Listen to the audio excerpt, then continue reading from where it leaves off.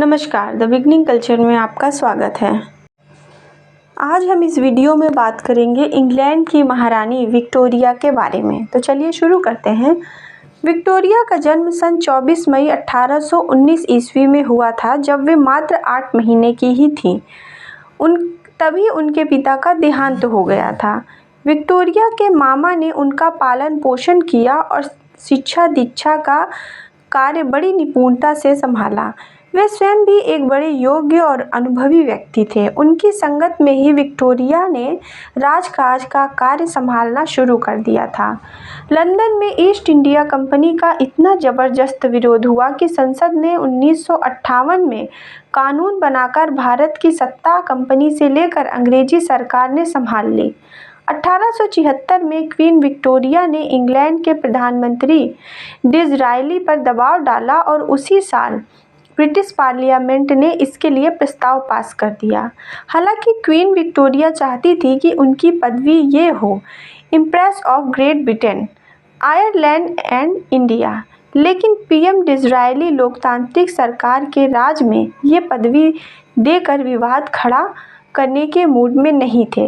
इसलिए डिज़रायली ने queen Victoria को इस बात के लिए राजी किया कि वो पदवी केवल इंडिया तक सीमित रहे और बाकायदा कानून बनाकर उसे संसद में पास किया गया। हालांकि इस बात पर क्वीन के कई करीबियों ने इस बात पर डिबेट की कि क्वीन के बजाय इम्प्रेस की पदवी दी जाए, क्योंकि वो एम्परर का फीमेल वर्जन था। क्वीन विक्टोरिया अपने आप को सम्राट की तरह देखना चाहती थी, न कि सम्राट की बीवी यानी क्वीन की तरह। इसके लिए विक्टोरिया ने बड़ी तैयारी की। भारत के वायसराय को आदेश दिया गया कि ब्रिटिश तौर तरीकों से वाकिफ 2 भारतीयों को क्वीन की सेवा में भेजा जाए, ताकि वे उन्हें भारतीय परंपराओं और भाषा सिखा सकें। क्वीन को किसी भी भारतीय राजा महाराजा से मिलते उक्त उनके साथ रह सके। विवाह होने पर वे पति को भी राजकाज से दूर ही रखती थी, परंतु धीरे धीरे पति के प्रेम, विद्वता और चातुर्य आदि गुणों ने उन पर अपना अधिकार जमा लिया और वे पतिपरायण बनकर उनकी इच्छानुसार चलने लगी। किंतु 43 वर्ष की अवस्था में ही वह विधवा हो गई। इस दुख को सहते हुए भी उन्होंने 39 वर्ष तक बड़ी ईमानदारी और न्याय के साथ शासन किया। जो भार उनके कंधों पर रखा गया था, अपनी शक्ति सामर्थ्य के अनुसार वे उसे अंत तक ढोती रहीं, किसी दूसरे की सहायता स्वीकार नहीं की। उनमें बुद्धि बल चाहे कम रहा हो, पर चरित्र बल बहुत अधिक था। पत्नी, माँ और रानी तीनों रूपों में उन्होंने अपना कर्तव्य अत्यंत ईमानदारी से निभाया। घर के नौकरों तक से उनका व्यवहार बड़ा सुंदर होता था। भारी वैधव्य दुख से दबे रहने के कारण दूसरों का दुख उन्हें जल्दी स्पर्श कर लेता था। रेल और तार जैसी उपयोगी आविष्कार उन्हीं के काल में हुए। 18 वर्ष की अवस्था में विक्टोरिया गद्दी पर बैठी। वे लिखती हैं कि मंत्रियों की रोज इतनी रिपोर्टें आती हैं तथा इतने अधिक कागजों पर हस्ताक्षर करने पड़ते हैं कि मुझे बहुत श्रम करना पड़ता है, किंतु इसमें मुझे सुख मिलता है। राज्य के कामों के प्रति उनका यह भाव अंत तक बना रहा। इन कामों में वे अपना एक छत्र अधिकार मानती थी। उनमें वे मामा और माँ तक का हस्तक्षेप स्वीकार नहीं करती थी। पत्नी, माँ और रानी तीनों रूपों में उन्होंने अपना कर्तव्य अत्यंत ईमानदारी से निभाया। मात्र 18 वर्ष की उम्र में ही विक्टोरिया राजगद्दी पर बैठ गई थी।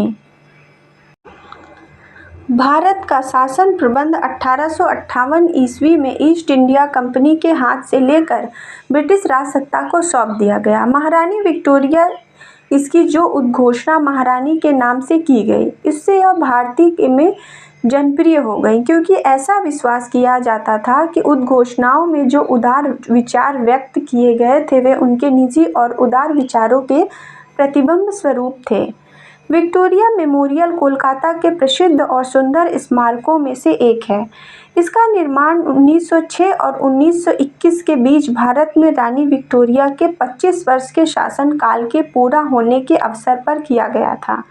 वर्ष 1857 में सिपाहियों की बगावत के बाद ब्रिटिश सरकार ने देश के नियंत्रण का कार्य प्रत्यक्ष रूप से ले लिया और 1876 में ब्रिटिश संसद ने भारत की शासक घोषित किया। उनका कार्यकाल 1901 में उनकी मृत्यु के साथ समाप्त हो गया।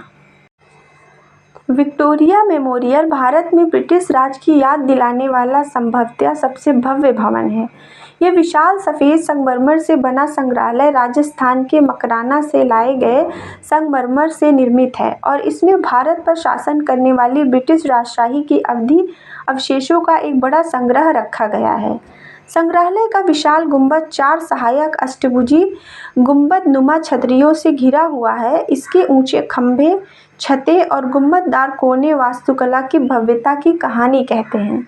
यह मेमोरियल 338 फीट लंबे और 22 फीट चौड़े स्थान में निर्मित भवन के साथ 64 एकड़ भूमि पर बनाया गया है।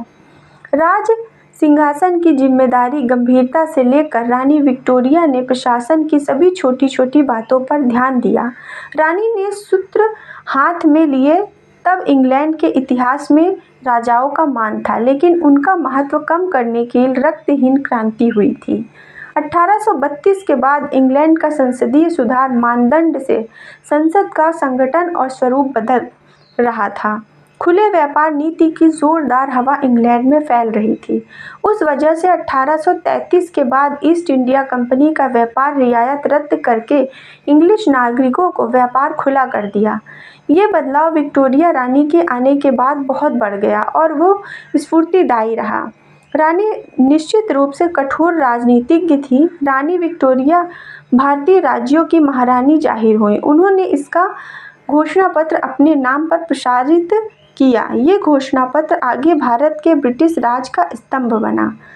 अफ्रीका खंड के इजिप्ट, सूडान, नाताल, दक्षिण अफ्रीका आदि महत्वपूर्ण प्रांत उनके साम्राज्य के नीचे आए थे। इंग्लैंड ने पूर्व एशिया में भी अपना प्रभाव बढ़ा दिया। 19वीं सदी के आखिर में इस वैभव का कलश माना गया तो उसका नेतृत्व रानी विक्टोरिया की तरफ जाता है। धन्यवाद।